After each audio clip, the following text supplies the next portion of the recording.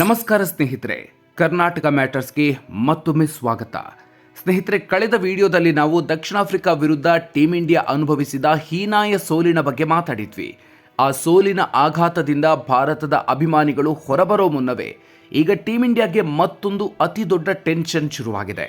ಹೌದು, ಮುಂಬೈನ ವಾಂಖೆಡೆ ಕ್ರೀಡಾಂಗಣದಲ್ಲಿ ನಡೆದ ಸೂಪರ್ 8 ಪಂದ್ಯದಲ್ಲಿ ಜಿಂಬಾಬ್ವೆ ವಿರುದ್ಧ ವೆಸ್ಟ್ ಇಂಡೀಸ್ ಬರೋಬ್ಬರಿ 107 ರನ್ಗಳ ಬೃಹತ್ ಜಯ ಸಾಧಿಸಿದೆ.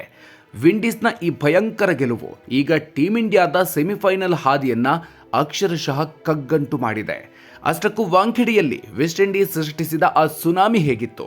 ಈ ಗೆಲುವಿನಿಂದ ಭಾರತದ ನೆಟ್ ರನ್ ರೇಟ್ ಲೆಕ್ಕಾಚಾರ ಹೇಗೆ ತಲೆ ಕೆಳಗಾಗಿದೆ? ಭಾರತ ಸೆಮಿಫೈನಲ್ಗೆ ಹೋಗಲಿರೋ ಆ 2 ಡೂ ಆರ್ ಡೈ ದಾರಿಗಳೇನು? ಬೇರೆ ತಂಡಗಳ ಪಂದ್ಯಗಳ ಮೇಲೆ ಭಾರತದ ಭವಿಷ್ಯ ಹೇಗೆ ನಿಂತಿದೆ? ಇಂದಿನ ವಿಡಿಯೋದಲ್ಲಿ ಇದರ ಕಂಪ್ಲೀಟ್ ಡೀಟೇಲ್ಸ್ ನೋಡೋಣ.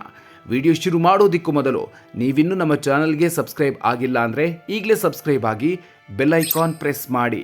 ವಾಂಖೆಡೆಯಲ್ಲಿ ಅಬ್ಬರಿಸಿದ ವಿಂಡೀಸ್, ಕೆರಿಬಿಯನ್ ಸುನಾಮಿಗೆ ಕೊಚ್ಚಿ ಹೋದ ಜಿಂಬಾಬ್ವೆ. ಸ್ನೇಹಿತರೆ, ಮುಂಬೈನಲ್ಲಿ ಟಾಸ್ ಸೋತು ಮೊದಲು ಬ್ಯಾಟಿಂಗ್ಗೆ ಇಳಿದ ವೆಸ್ಟ್ ಇಂಡೀಸ್ ಜಿಂಬಾಬ್ವೆ ಬೌಲರ್ಗಳನ್ನು ಅಕ್ಷರಶಃ ಕೊಂದೇ ಬಿಟ್ಟಿತು. ಆರಂಭಿಕ ಆಟಗಾರ ಬ್ರ್ಯಾಂಡನ್ ಕಿಂಗ್ ಬೇಗನೆ ಔಟ್ ಆದ್ರು. ಆಮೇಲೆ ಶುರುವಾಗಿದ್ದೇ ಶಿಮ್ರಾನ್ ಹೆಟ್ಮೇರ್ ಅವರ ವಿಶ್ವರೂಪ ದರ್ಶನ.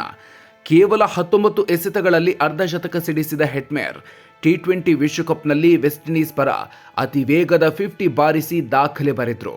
ಒಟ್ಟು 34 ಎಸೆತಗಳನ್ನು ಎದುರಿಸಿದ ಅವರು 7 ಬೃಹತ್ ಸಿಕ್ಸರ್ ಹಾಗೂ 7 ಬೌಂಡ್ರಿಗಳ ನೆರವಿನಿಂದ 85 ರನ್ ಚಚ್ಚಿದ್ರು.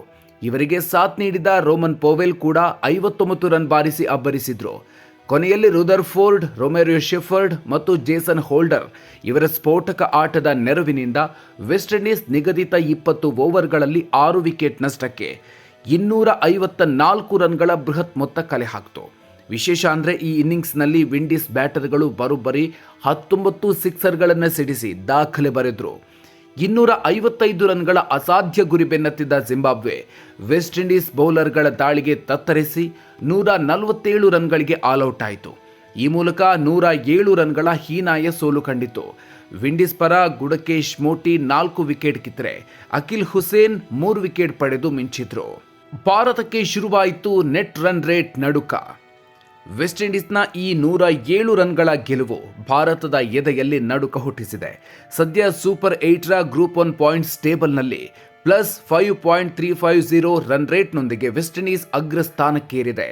ದಕ್ಷಿಣ ಆಫ್ರಿಕಾ +3.8 ರನ್ ರೇಟ್ನೊಂದಿಗೆ 2ನೇ ಸ್ಥಾನದಲ್ಲಿದೆ.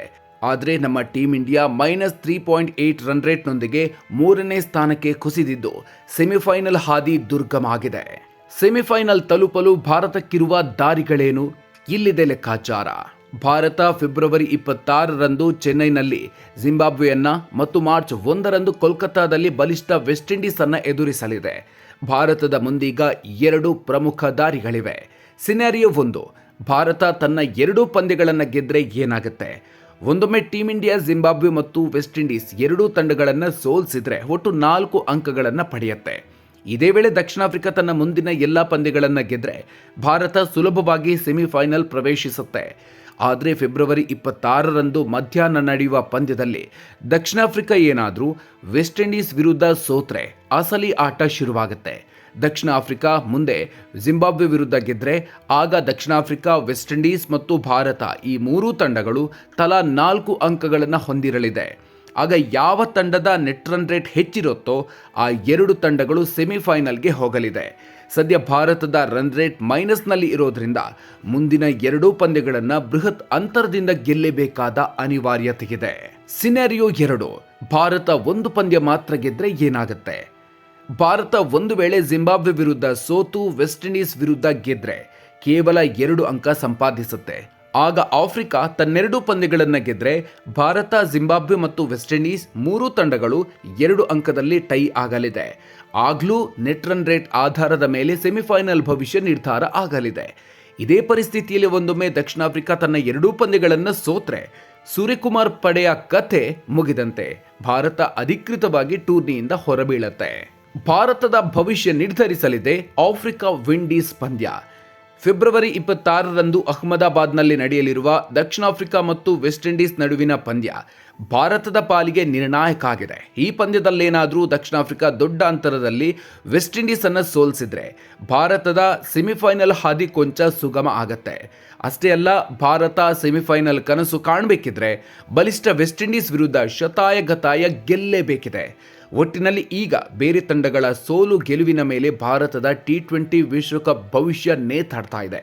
ಸ್ನೇಹಿತರೆ, ಭಾರತದ ಪಾಲಿಗೆ ಈಗ ಪ್ರತಿ ಎಸೆತ, ಪ್ರತಿ ವಿಕೆಟ್ ಹಾಗೂ ಪ್ರತಿ ಪಂದ್ಯದ ಫಲಿತಾಂಶವು ಪ್ರಮುಖವಾಗಿದೆ.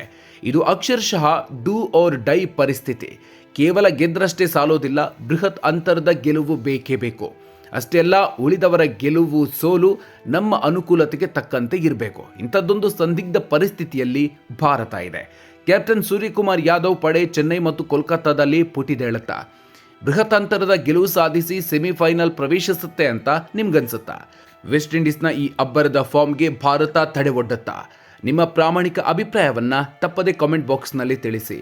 ಈ ವಿಡಿಯೋ ಇಷ್ಟ ಆಗಿದ್ರೆ ಲೈಕ್ ಮಾಡಿ, ಶೇರ್ ಮಾಡಿ. ಕ್ರಿಕೆಟ್ನ ಇಂಥ ಕ್ಷಣದ ಅಪ್ಡೇಟ್ಸ್ಗಳಿಗಾಗಿ ನಮ್ಮ ಕರ್ನಾಟಕ ಮ್ಯಾಟರ್ಸ್ ಚಾನಲ್ಗೆ ಸಬ್ಸ್ಕ್ರೈಬ್ ಆಗೋದನ್ನು ಮರಿಬೇಡಿ. ಮುಂದಿನ ವಿಡಿಯೋದಲ್ಲಿ ಮತ್ತೊಂದು ಇಂಟ್ರೆಸ್ಟಿಂಗ್ ವಿಚಾರದೊಂದಿಗೆ ಮತ್ತೆ ಸಿಗೋಣ. ಅಲ್ಲಿವರೆಗೂ ನಮಸ್ಕಾರ.